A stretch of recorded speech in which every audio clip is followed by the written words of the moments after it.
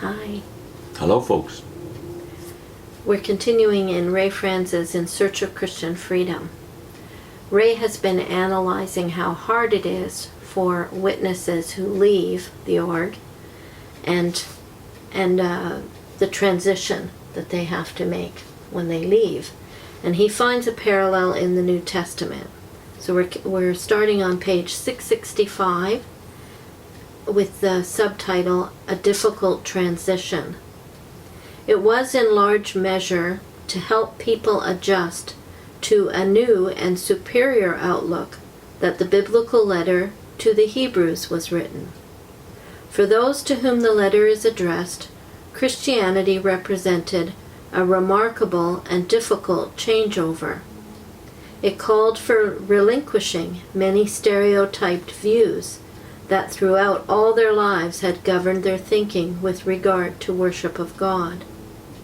I believe that among professing Christians, even to this day, most are hindered by remnants of the same outlook that blocked appreciation of the superiority of Christianity on the part of those to whom the letter was written. Many persons today are going through a struggle comparable to that experience in the first century and feel a similar sense of a lack of confidence as to the course to take. They are unsure about the values that should govern their decisions regarding the manner in which they seek to serve God. Though today's circumstances differ in their historical origin, I believe that much of the problem many face stems from not comprehending the essential lesson found in that first century letter. At the very least, persons can draw comfort from realizing that whatever struggle they are now going through, it is no greater than that of those to whom the letter to the Hebrews was addressed. In its introduction to the letter to the Hebrews, the Expositor's Greek Testament makes these perceptive observations, and this, by the way, is the work of Marcus Dods, we'll talk about a bit more later. Marcus Dods says in his introduction to Hebrews, quote, "The aim of the writer was to open up the true significance of Christ and his work, and thus to remove the scruples, hesitations, and suspicions which haunted the minds of the Jewish Christian, embarrassing his faith, lessening his enjoyment, and lowering his vitality. A transition of equal moment and encompassed by so much obscurity men have rarely, if ever, been summoned to make. Brought up in a religion which he was persuaded was of divine authority, the Jew was now required to consider a large part of his belief and worship as antiquated. Accustomed to pride himself on a history marked at various stages by angelic visits, divine voices, and miraculous interventions, he is now invited to shift his faith from institutions and venerable customs to a person. And this is a person in whom earthly glory is suggested only by its absence, and in whom those apparently most qualified to judge could discover nothing but imposture which merited a malefactor's death, that is, a criminal's death." Dodds continues, cherishing with extraordinary enthusiasm as his exclusive heritage the temple with all its hallowed associations, its indwelling God, its altar, its august priesthood, its complete array of ordinances, he is yet haunted by the Christian newborn instinct that there is an essential lacking in all these arrangements, and that for him they are irrelevant and obsolete. To the Jew, in short, Christ must have created as many problems as he solved. Many a Jewish Christian must have passed those first days in painful unrest, drawn to trust Jesus by all that he knew of his holiness and truth, and yet sorely perplexed and hindered from perfect trust by the unexpected spirituality of the new religion, by the contempt of his old co-religionists, by the enforced relinquishment of all outward garnishing and glory, and by the apparent impossibility of fitting the gorgeousness of the old and the bareness of the new into one consistent whole. And that's the end of the Dodds quote.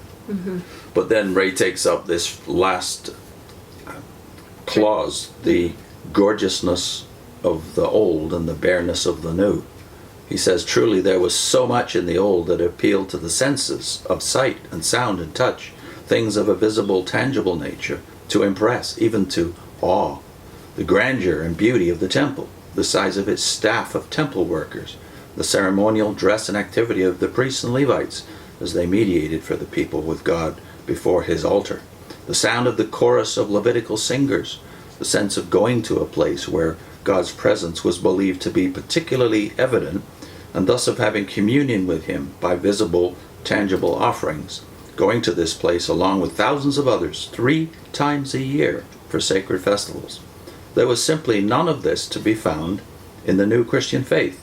Its followers had not a single building of their own devoted to religious purposes. They met in homes, had no thrice-a-year festival assemblies, no priestly class or priestly vestment, no ceremonial procedures, no visible altar, no material sacrifices, in fact, no unique, distinctive symbols of any kind.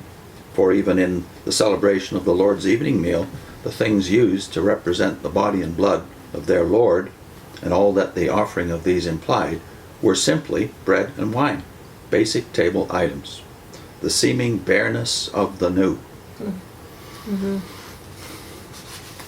Well, I think, for one thing, the characteristic that both Dodds and Franz are dwelling on here of the transition being so sudden, I think we miss one basic point here, that the pagan probably would have experienced that more than the Jew, the Jewish Christian, that is. Yeah, because the Jewish Christian, at least he was serving God, and it was instituted by God, the things that he was practicing. So the adding was that the Messiah had come, and now the focus was on the Messiah. So it's not like he had to scrap everything, but with a pagan, he would have to scrap his religion completely. They were much bigger than the Jewish temple. Like the temple to Artemis in Ephesus, for instance, gigantic. So the pomp, yeah, both would experience that if they were the Jew forced to leave, but the pagan would have to choose to leave. Yeah, and eventually that is what happened. A lot of the Jewish Christians continue to go to the synagogue and to the temple, but they were eventually forced out because they, were, what did he say, contempt of his old co-religionists. Mm-hmm. There would be those that just would not accept Christ as the Messiah, and would not accept their presence there. Would be too much of a conflict for them. There is evidence, though, that the Jewish Christians went right on worshiping at the temple until finally they fled Jerusalem in anticipation of the destruction of Jerusalem. Mm-hmm. And James died during that period, just before the advance of the Roman armies to surround Jerusalem. Mm-hmm. So the Jewish Christians were going right on. We'll put a link to that in a minute. But Marcus Dods, I thought we should say a little bit more about him, because I think what you see here is the phenomenon that you see in the Aid book. Of course, Ray had a lot to do with the Aid book. Mm-hmm. I remember going through the Aid book and noting all the sources and seeing things like Expositor's Greek Testament mentioned, but oftentimes the author, I don't know who these men are. It's as if the book just came into being by itself. Right. So there was this habit of not telling you who wrote them, and this is he's done the same thing here in this book. He's not mentioned who the author is, at least in this instance. Yeah. Marcus Sometimes Dods. he does. You're right. Let's just fill that in. Marcus Dods was a free church minister, a great Greek and Hebrew scholar, wrote commentaries on not only the Greek New Testament as this and the Gospel of John in the Expositor's Greek Testament, but also Old Testament commentaries and many other books. A preacher, a minister of what we would call the Presbyterian Church. Mm-hmm. And he's an exact contemporary of, guess who? Russell and Rutherford. Mm-hmm. So we could have had all this information and all this balanced approach, all this understanding at the beginning of the Watchtower experiment. But because the repudiation of Christendom was so total, Ray Franz finds himself using their tools 80 or 100 years later after they're published.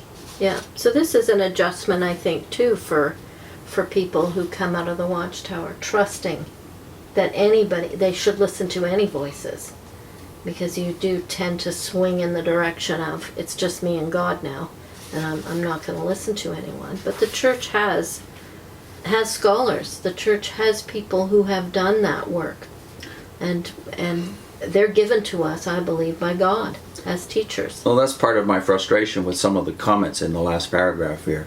Mm-hmm. None of this is to be found in the new Christian faith. They had not a single building. Well, it's not that stark. They had the temple, they had the synagogues, they kept them as long as they could until they were forced out by circumstance or by their fellow Jews. But in Marcus Dods' case, you can't produce this. This is it, by the way.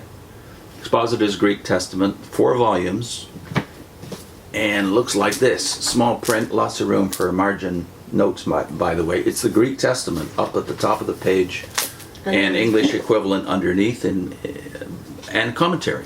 Right. So 4 of these volumes. House churches can't produce these. No. Universities, seminaries, and big churches do. The advantage of Christendom is that they have both. They encourage both. Yeah. Mm-hmm. So next time he goes into a deeper discussion of the difficulty of this transition for Jehovah's Witnesses. And you are going to link to Paul's last trip to Jerusalem. Thank you. Thank you. We are going to link to a discussion of that Paul himself, Paul, the very one who decries the addiction of some Judaizers within the church to the old, he goes to the temple himself. So we've got a video about that last trip where he was actually arrested in the temple precincts on your screen.